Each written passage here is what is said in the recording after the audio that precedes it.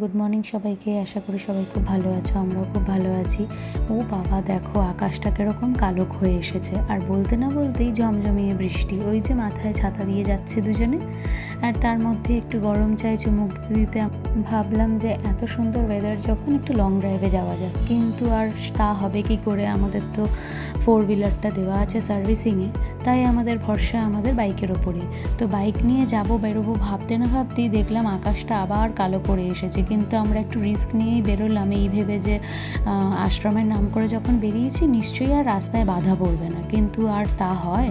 তা আমাদেরকে এখানে সেক্টর 5-এ আমরা আমাদের বাইকটা পার্কিং করে রাখলাম, আর রেখে আমরা এখান থেকে মেট্রো নিয়ে গেলাম হচ্ছে গিয়ে আশ্রমের উদ্দেশ্যে। কিন্তু রাস্তায় মানে এতটাই জোরে বৃষ্টি হচ্ছে, আর আমরা মেট্রো স্টেশন থেকে বেরিয়ে দেখলাম ওখানেও এত জোর বৃষ্টি হচ্ছে যে আমরা সাহস করে উঠতে পারলাম না টিনটিনকে নিয়ে আশ্রমে যাব বলে।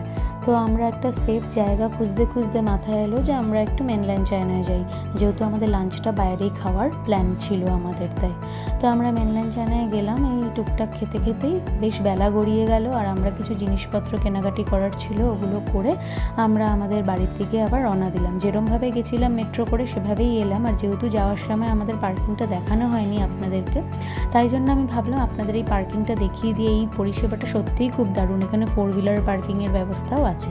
চলো বাই।